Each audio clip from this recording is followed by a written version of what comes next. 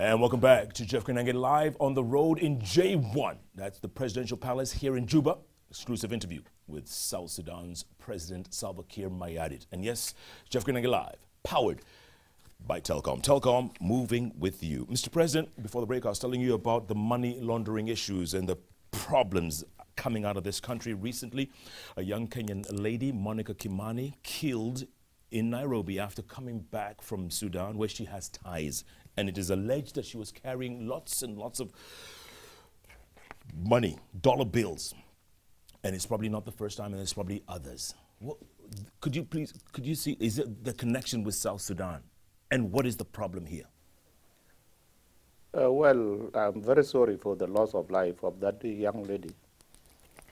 And it was my first time to hear that there was such a personality in South Sudan. And she has managed to acquire a lot of money. And on her way back to her own country, she got killed. I never knew about her. I never heard of her presence. And I don't know who are the culprits, because she lost her life in her own country. It is not me to investigate. The people who are accused of having laundered money with her, yes, they may be in Juba. But my brother, the problem is that it may not be South Sudan who is laundering the money. If you walk on the streets here, the nationalities that you will see on the road are not South Sudanese. And they came here for business. Just from 2005, when the Comprehensive Peace Agreement was signed, we found that people were pouring into South Sudan. Up to northern part of this area, they went there. And these were just business people to very remote areas where they are still, some who are still there now are there, who did not run away from the war, are still there. Yeah. And they are making a lot of money. So how they get money, I don't know. And your investigation in Kenya may find out how this young girl died. Yeah. Some of the allegations are that she was very connected to one of your top generals. That's what they say. Well, that general can be put to question. I will not stop him from going for investigation or going for any questioning. No. Do you feel sometimes this country has gotten out of control, Mr. President? You know, so much happens and you're not aware of some of these things. Well, it is happening in all the countries. Even where you came from, there are many things happening. But I don't believe that my brother, President Uhuru, is aware of them. Yeah. It is not each and everything that will be brought to the attention of the president. Does that make it more difficult for you? Because, you're surrounded by people, maybe some of whom you can't trust. Well, if I don't trust them, I cannot bring them around me. I brought them around me because I trust them. Who are these people? The generals in the army, the security people, and the ministers themselves. These people, I trust them. Otherwise, I could have not given them such responsibilities. And now you're about to get 5 new strangers to work with. 5 vice presidents. Well, maybe not all strangers, but still 5 people in one house. It's going to be crowded. Yes, it will be crowded, but when it was done, I asked my colleagues, the presidents, who were actually present, that this experiment is in South Sudan, being done now in South Sudan. Where will you do it again next time? Because all these problems will not stop in South Sudan. They will definitely happen anywhere again. But will you apply such a situation? Like, one of the journalists asked me the same question, that now you have accepted 5 vice presidents as a solution to stop the war. Will you advise President Bashir to do the same? I said no. President Bashir has different conditions of conflict in his country. And this is my own country. This is why, I was told to do this as a solution. So I don't know that this experiment will succeed or will not succeed. Do you feel like a guinea pig? Well, I can't tell. They're throwing this experiment at you, and like you say, it might not work. It might not. What do we do if it doesn't work? Well, this is when people will go back to the drawing board. Yeah. The planners who plan for this, formula will have to go back to the drawing board. So nobody. We're going into territory we've never been to before. That's what you're saying. It has never been done before. And you're willing to go through this eyes wide open? I'm ready and willing to go in. For the sake of this country? For the sake of the people of South Sudan. Do you regret becoming president? I mean, you could have been retired now, living in a nice suburb and, just living a good life. I can't regret. I can't regret because when I was fighting for the liberation of this country, I did not choose any sector or any front to go and fight in. But once my superiors by that time appoint me that you go to that area, I will go willingly. At the same time, I never knew that I will come back alive, just like my colleagues. Some of my colleagues lost their lives in front of me, and I remained. Just like here in J1, as you said before, I could have died. But I did not die. Not because I ran away, but my time did not come.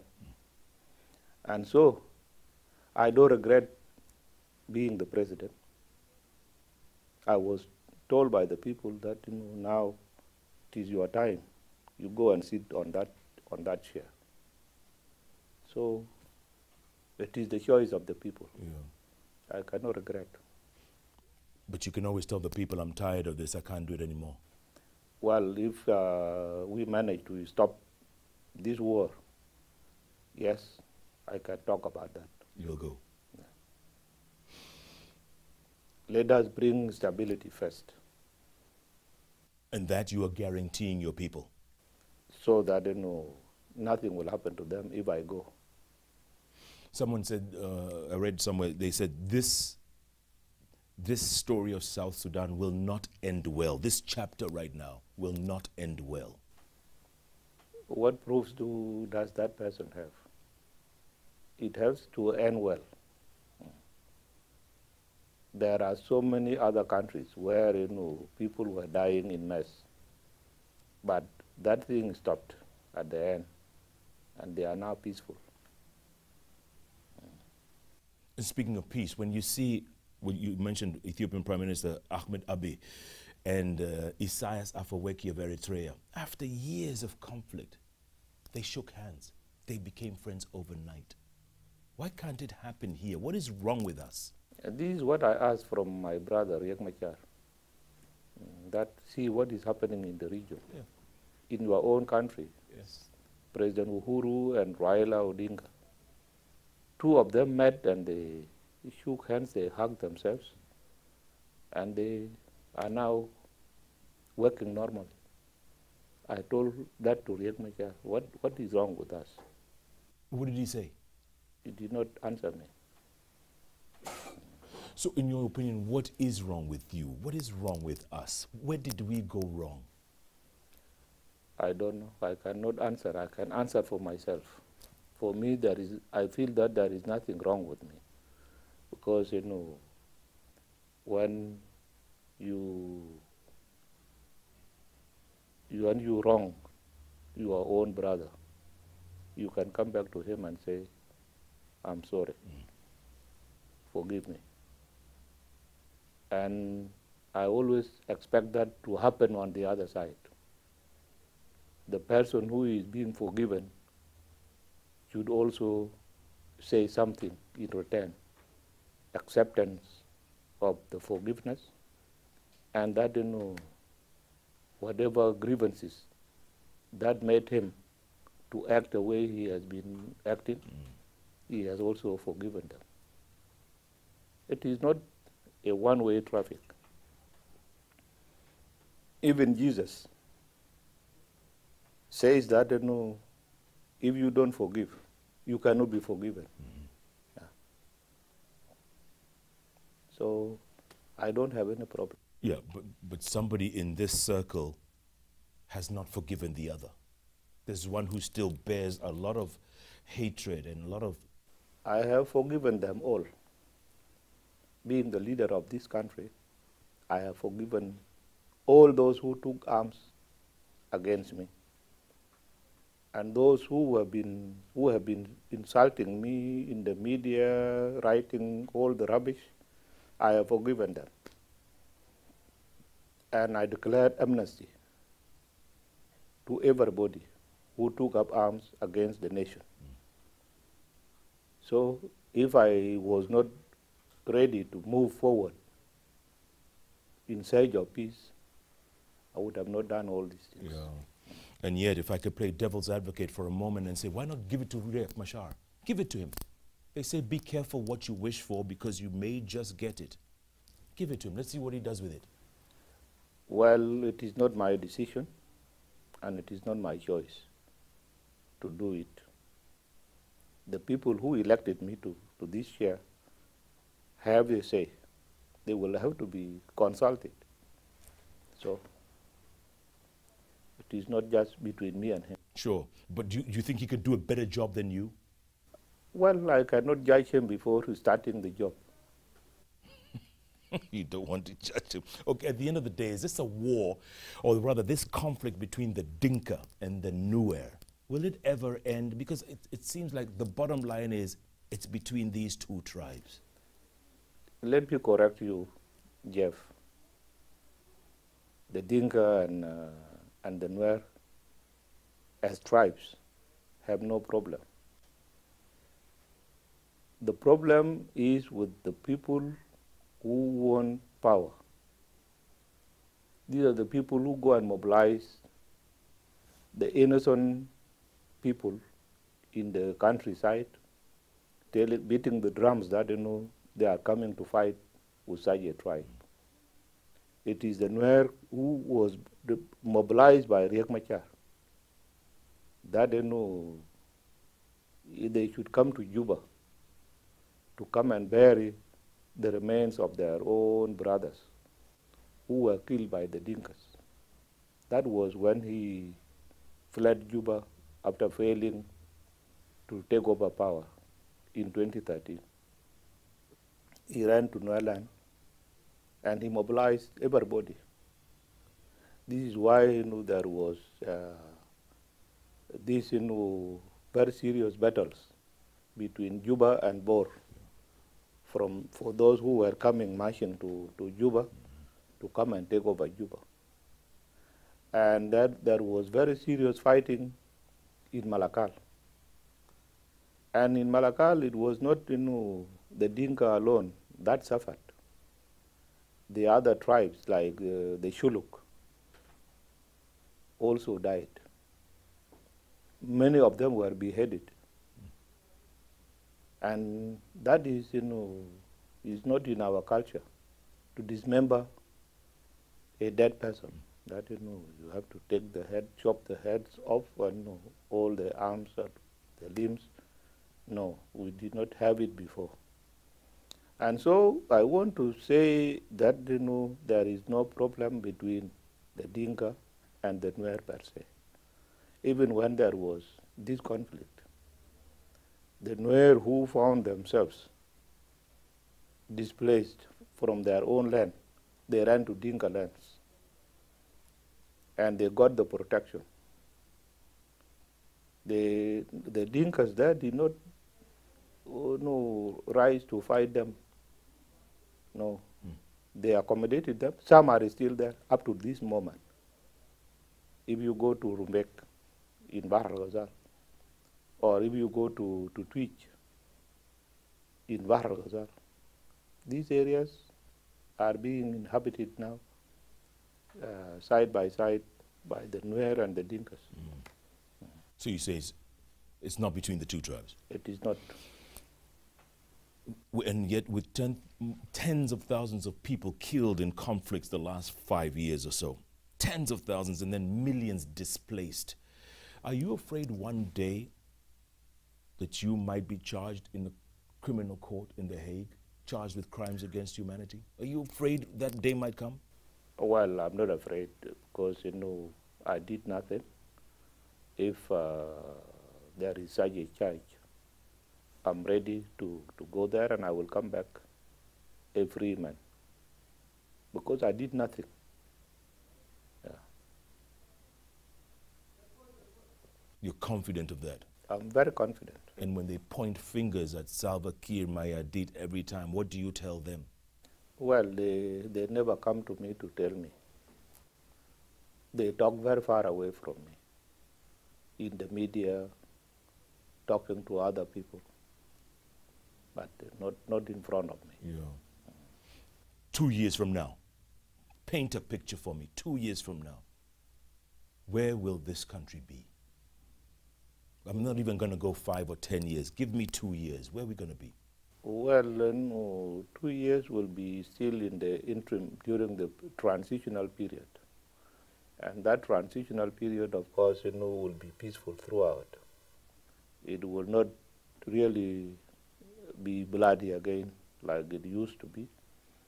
And if you were to ask about the transitional, after the transitional period, what will happen after in 2 years' time? Yeah. This is where the question would have been difficult for me to answer. But for 2 years now, which we have not yet started, for the transitional period, which is 3 years. So if it is 2 years, 2 years we will be still in the transitional period. And you guarantee safety, you guarantee free movement around the country? It is already there now. Free movement is now there. Although there are pockets of rebels that are still ambushing people, but it has now subsided. Yeah. Oil revenues, will you be able to at least help rebuild this shattered nation? Will you be able to? You see, I cannot boost that, I will do this, I will do that, because these are political dreams. But I'm confident that if there is peace, we can build this country. Yeah, you said if, and that's a very big if. What if war breaks out again? And I know this nation is very war-weary, tired, sick and tired of fighting. What if it breaks out again? I'm saying this if, because it is not me alone who is going to implement the agreement. There are so many others who are going to join me, and so that we implement the agreement together. This is where I have the if. Otherwise, if it is me alone, I don't really see any danger that will bring war again. There is no difficulty. There isn't. And when it's all over, when Salva Kiir Mayardit is come and gone, and it's decades from now, what would you like them to remember you for?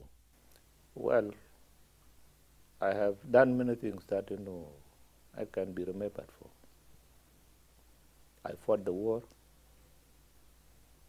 in the young age to this age that I have now grown old. Now, after signing the agreement was signed by our late leader, Dr. John. He signed the agreement in 2005, and he died in the same year. The interim period which we were entering into was one of the most difficult periods. And the referendum was supposed to be conducted. But before the referendum, elections were to be conducted. And with this, there were so many armed groups in South Sudan who were trained by then Sudan government. They were trained and armed and were fighting us alongside with the government forces. When I took over from late John, the first thing to do was to bring on board all these armed groups, which was difficult before. Even Dr. John did not bring them. But then I told them, look, the war is over. Those who were fighting with us are the ones who are now accommodating you. There is no war in Juba. Let us go to Juba, and we'll share whatever positions that we have in the government. And these people, they came. So I avoided all the obstacles that were being put in front of us on the road to elections, to referendum, and which led to our independence. And yet, but I made them. Yeah, and yet, your own people are so mistrusting of each other. Well, there was no time to reconcile them. It is not difficult to reconcile people. As we speak today, if you go around in Juba, you will find them sitting together, talking to one another. Because when I launched the South-South dialogue as a national agenda, all the committees, subcommittees have been sent to different regions, and they have met with the people. People are now together. Yeah. And at the end of the day, was it all worth it? You spent what, maybe 30, 35 years in the military, maybe more, 4 decades almost. Is it worth it? Well, the first years were for freedom, and so I believe that they were worth it. That we fought for our freedom to become an identity, so that we are called, as now we are being called, South Sudanese as a nation. We did not have it before. In decades from now, your children, my children, will we look back and say that country was war-torn for many years, they fought a conflict for many years, but finally peace prevailed? Will our children be able to say that? They will. They will say that. Because I'm confident that this agreement will not be spoiled again by the spoilers. And such spoilers will not be left alone to go and do whatever they want to do. So I'm confident that there will be peace, and South Sudan will be one of the most lovingly countries that each one will want to come and live in South Sudan. With or without Salva Kiir Mayardit? without Salva, because how long will I live? I cannot determine that I will be there. But whoever that will come after me must find a very peaceful country to lead. And that will happen in our lifetime? Yes. Will it happen in our lifetime? Yes, it will happen. We can take your word for it. You guarantee? I will guarantee it. For now, I am confident that peace has come, and peace will remain as the only option for the people of South Sudan. And they must accept one another, to stay together, to live together, to work together. President Salva Kiir Mayardit, we're here in Juba, J1 they call it, talking to President candidly about the way forward. He says South Sudanese have no option but peace. Peace is the only way forward. You heard it from the man himself. Thanks so much for being a part of Jeff Koinange live on the road here in Juba. Good night, good luck, God bless. Thank you again, Mr. President. Thank you.